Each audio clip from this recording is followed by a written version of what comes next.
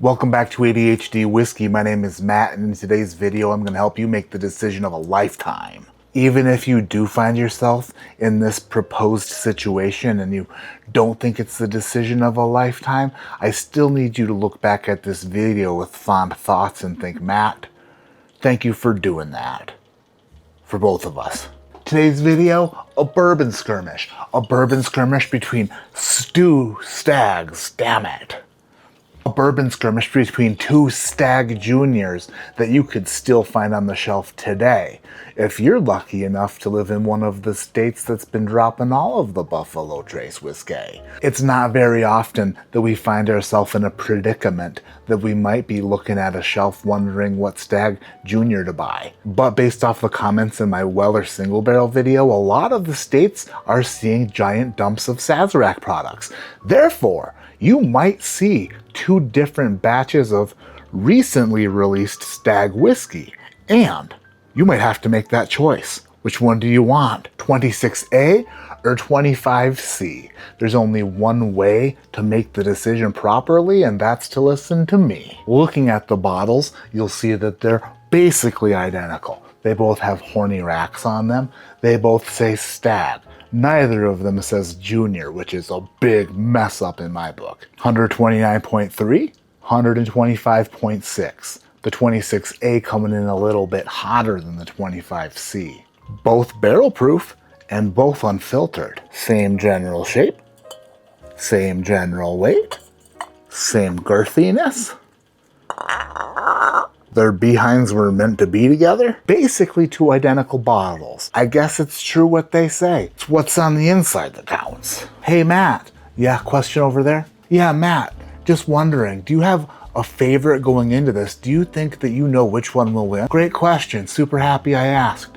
Yeah, I do have a favorite and what I think will be the winner, and I think the 25C is gonna come out on top. Pretty sure 25C is gonna be the sweeter, more well-rounded, less aggressive option, but that's why we do these bourbon skirmishes. That's why we put them head to head, because sometimes you don't know until you taste them side by side. So I admire your bravery standing up and asking me such a question when I'm in the middle of shooting a video.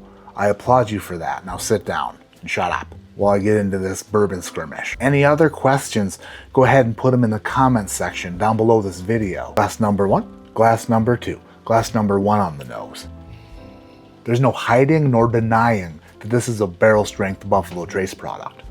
It has all the hallmarks of a Stagg Junior. Very bitey on the nose. The main note that you get off of these is like a moonshined cherry, like a delicious maraschino cherry that's been just soaking in moonshine for its whole life. Preserved by the alcohol, deserved by the alcohol enthusiast. Glass 1 on the nose kind of has a charred pineapple smell to it. Like you put a pineapple on the grill next to your whatever else is on the grill. Yeah, it's like an alcohol-powered tropical cookout. Yeah. Glass 2 on the nose, let's see how it differs. Glass 2 smells a little bit darker, maybe a little bit thicker, still very ethanol forward, still very high powered, still very in your face. A little bit of spiced apple ring on here. If you're unfamiliar, Musselman's or some company used to make these things called spiced apple rings. They were stacked apple rings inside this jar that was filled with a spiced juice of some sort, and we'd get it for Thanksgiving or Christmas every year when I was a kid, and I ate the balls out of those things. I ate the rectum out of those rings. Sadly, I don't think that they make them anymore. I don't think spiced apple rings are a thing any longer. Does that upset me? Yeah, a little bit. Now that I think about it, now that you brought it up and put that memory, that great memory back in my head, since you brought up a sore subject, yeah, I'm a little upset about it. I'm a little perturbed. Anyway, back to glass 2. A little bit of a barbecue note on here as well. Yeah.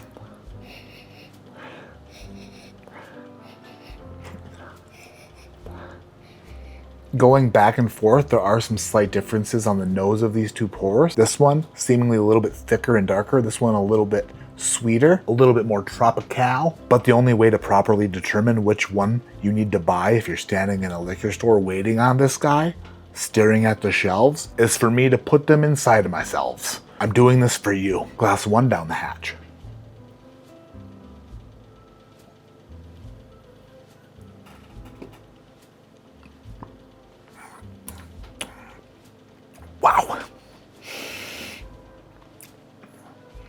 hits you right in the sack if your sack was in your throat.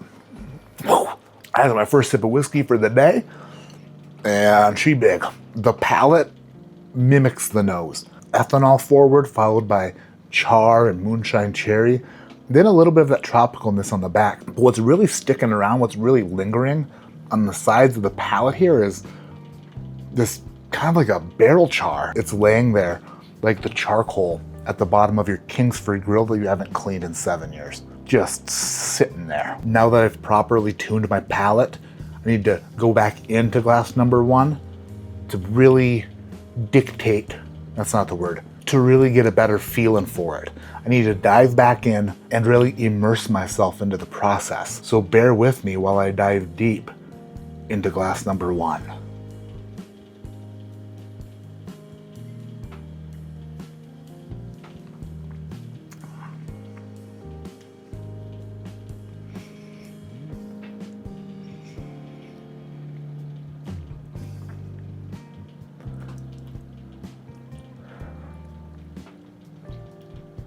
All the germs in my mouth are now dead. There's not a single living organism in my mouth. Being totally honest, the older I get and the more bourbon I taste, the less I'm drawn to these really high proof offerings, especially the Buffalo Trace ones, which don't offer a lot of complexity or depth or really anything unique or nice. As much as I want to talk about the nuances of this, as much as I want to get into the quirks and details of glass number 1, I really can't because it's just really basic. It's a very basic, straightforward, jet-fueled Buffalo Trace bourbon that doesn't really offer a lot of talking points. This isn't an eloquent pour. If you were a girl and you were dating a boy and you were bringing home boys to meet the family, this would be Kid Rock. Cowboy. If this were a movie character, it would be Biff Tannen from Back to the Future, or Griff Tannen, if you're unfamiliar with Biff Tannen. And I'm not saying that Stagg Jr. is bad bourbon, I'm just saying that it's pretty simple. It's like going to the fireworks stand and buying M80s and blowing up anthills and toilets. There are other fireworks out there that make just as much noise, but also do cooler, funner things like colors and whistles. I'm not sure if I'm gonna absolutely love either of these, but let me taste glass 2 to find out if she do more than glass 1 do. Glass 2.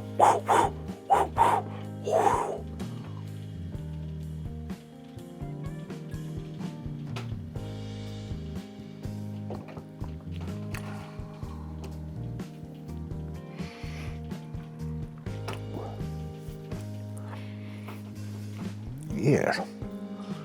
Glass number 2 is also a powerful pusher of persuasion on my palate, particularly pointed towards the whatever. Glass number 2 is silky. Glass number 2 is providing me with more of an oily mouthfeel. Glass number 2 is like rolling out the red carpet to my interests. It wants to know a little bit about me. It's eager to find out what pleases me and what doesn't. Glass number 2 is an intellectual Stagg. Glass number 2 is chilled out a little bit. It's more well-rounded. It's a little more delicate. It's playing softer games. It's like you're playing catch with glass number 2 and it's allowing you to warm up a bit. Glass number 2 is throwing you a nice, meaty fastball down the middle of the plate that you can look at, drool over, and knock out of the park. Glass number 1 is like glass number 2, but on gas station pills. Sketchy gas station pills. Second sip for glass 2. I take back what I said about Stagg Jr. earlier. This, although not overly complex, or even remotely complex, does have a little bit of transition from the initial big ethanol burst into this nice cotton candy rollout of lovely fruity flavors. It's still not agile, it's still not eloquent. If glass number 2 participated in an Olympic sport, it definitely would not be figure skating. But whereas glass number 1 would be like sumo wrestlers on skateboards, glass number 2 is like sumo wrestlers trying ballet. Still pretty in your face, still very big and bold, but glass number 2 feels like it's taken an etiquette class and then failed out of it, but then retook it and is doing surprisingly well in its second attempt at etiquette class. Back to glass 1. I am not saying that I will not drink the rest of the bottle of glass number 1. I will, but compared to glass 2, glass 1 tastes like Buffalo Trace bug spray. It's behaving very poorly. At a fancy dinner, glass number 2 might know to put the napkin on its lap. Glass number 1 would wipe its ass with a napkin. I'm calling a stop to this bourbon skirmish at 3 minutes and 8 seconds of round number 1. Declaring the winner by TKO via elbows on the ground, a little bit of ground and pound, very eloquent ground and pound. The winner is glass number 2. If you're standing in a liquor store currently and you're looking on the shelf and there's a batch of Stagg Junior 26A and a batch of Stagg Junior 25C, you 100% should definitely choose